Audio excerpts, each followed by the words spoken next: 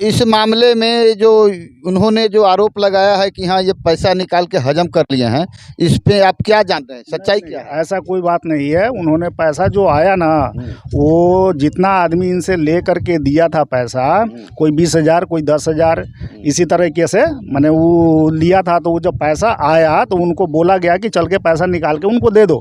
ये 10,000 20,000 किस लिए लिया गया था? उसके इलाज के लिए लिया गया था। अच्छा, हाँ। क्या घटना हुआ था, क्या हुआ था कि उसका इलाज हुआ? अरे किसी ने उसको मैंने अभद्र व्यवहार करके उसको फेंक दिया था, मैंने मार करके। अच्छा, वो नहर है, नहर के बगल में जो है कि उसको फेंक दिया था। हम लोग को सूचना मिला बच्चे द्वारा, मैंने गांव के लड़के सब घूमने गए थे, उससे सूचना मिला।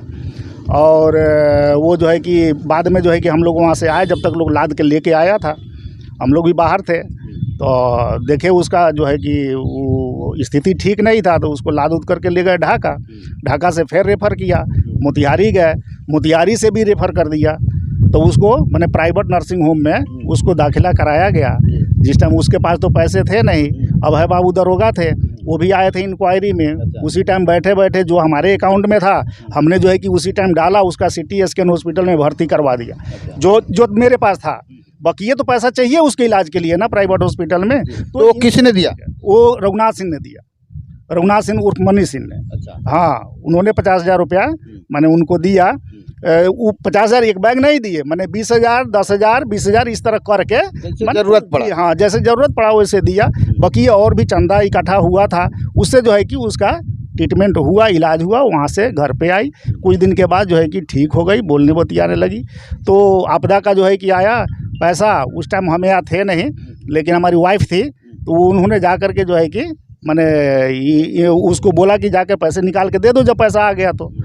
तो वो आया, पैसा निकाला, निकाल के दे दिया। उसके बाद जो है कि अब किसी ने उसको कान भरा, क्या किया नहीं किया ये तो वो जाने, बेईमानी के तौर पे अब क्या किया नहीं किया। मान लिया जाए किसी ने आप पैसा लिए, पैसा दे भी दिया और किसी ने आपको कान भर दिया, तो ये गांव समाज में अगर इस तरह का किसी के साथ घटना होता है और इस तरह से यदि बेईमानी पर लोग उतर जाते हैं, तो कौन किसके काम आएगा? ये नहीं, अब तो कोई नहीं आएगा, अब हम लोग भी देखने नहीं जाएंगे किसी को। अब ये जो है कि करने के बावजूद जो है कि जब कोई एहसान नहीं है, तो फिर क्या फ़ायदा उस तरीके से करने का? इंसानियत मर जाएगी यदि इंसान को धोखा देने की प्रवृत्ति हो।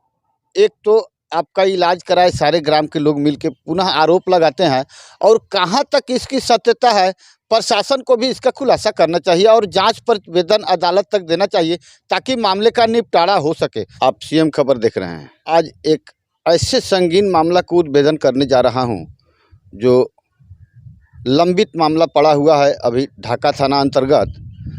केवल जांच पड़ताल का प्रतिवेदन अदालत तक पता नहीं गया है कि नहीं गया है। आइए पहले इस घटना के बारे में आपको बताते हैं। 2021 में इस गांव, ये सरुपा जो थाना ढाका क्षेत्र के अंतर्गत है, यहाँ के किसी महिला के साथ अभद्र व्यवहार और जानलेवा हमला करके किसी नदी के किनारे फेंक दिया जाता है गड्ढे में। पुनः सारे गांव के लोग इकट्ठा होकर प्राप्त जानकारी के अनुसार उस महिला का इलाज हुआ।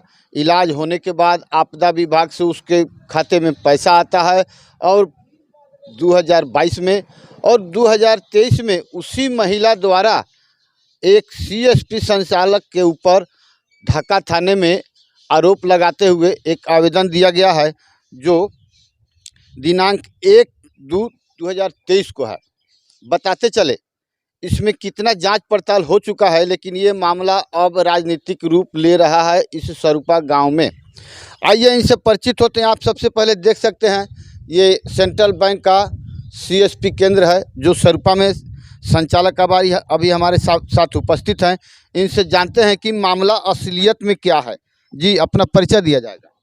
हम रघुनाथ सिंह, बड़हरवा लखन सेन, मैं CSP चलाता हूँ सरुपा में। कब से CSP चलाते? 2016 से। जी, सुनने में आ रहा है जैसे ये आवेदन के अनुसार आप शायद किसी का पैसा निकाल के उसे धोखा दे देते हैं।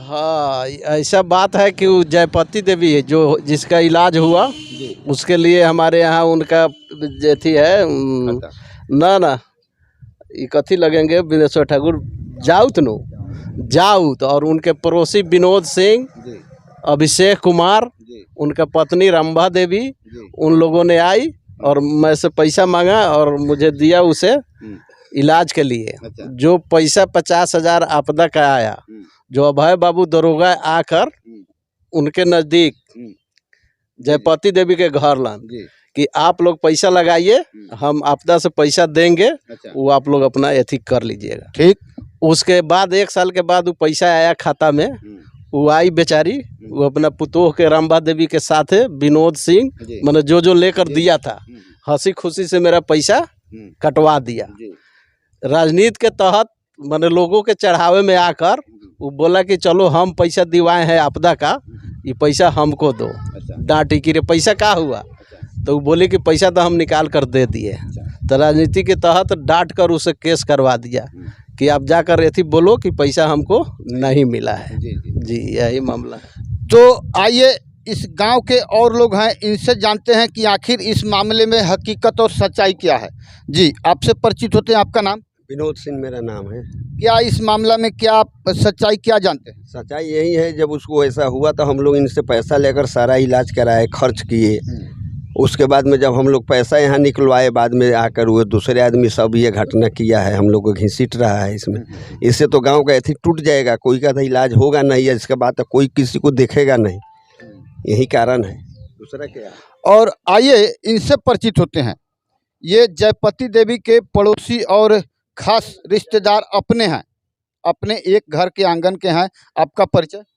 मेरा नाम बिंदेश्वर ठाकुर है। जी मैं उनके घर के बगल का हूँ, जी यानी पड़ोसी क्या पटीदार हूँ। अच्छा, इसमें आपसे जानेंगे आप इस मामले में, इस केस में आप कहाँ तक क्या क्या कार्रवाई किया?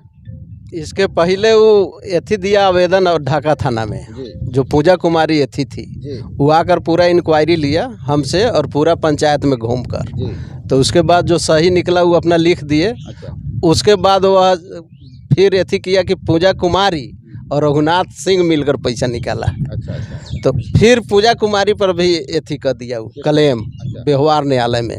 उसके बाद जब वहाँ से भी एथी हो गया सही रिपोर्ट, तो फिर एगो डीएसपी साहब ने एथी कर दिए अच्छा कंप्लेन। फिर उसके बाद अभी जांच में मामला है। उसके बाद हम लोग को खबर हुआ तो हम लोग अपना गवाही ले जाकर डीएसपी के साहब में दिए। ये गवाह देने के बाद इसका मतलब है वह रिपोर्ट नहीं आया? अभी कुछ रिपोर्ट नहीं आया, गवाह हो गया है डीएसपी के सामने। जी जी हमारी डीएसपी साहब से विनम्र अनुरोध है कि केस नंबर 39/23 का अविलंब संज्ञान में लेते हुए इसका निपटारा अविलंब किया जाए, ताकि इस गांव में राजनीतिक रंग लेके किसी तरह का भारी विवाद न हो। इसके लिए सीएम खबर आपसे विनम्र आग्रह करती है और अनुरोध करती है। आइए आपको बताते चले, इस तरह की यदि क्लेम और ब्लेम वाली घटना घटेगी तो समाज से मानवता दूर चला जाएगा, समाज कहलाने के लायक नहीं रहेगा। सत्य को ही सत्य रहने दीजिए। सत्य पराजित नहीं होता है, परेशान हो सकता है। और इसमें सत्यता क्या है ये पुलिस के ऊपर निर्भर करती है। अविलंब जांच करके इस मामले का निष्पादन अवश्य किया जाए। ऐसे ही तमाम खबरों से बने रहने के लिए आप बने रहिए सीएम खबर के साथ। मैं आर एस पांडे, जय हिंद, नमस्कार।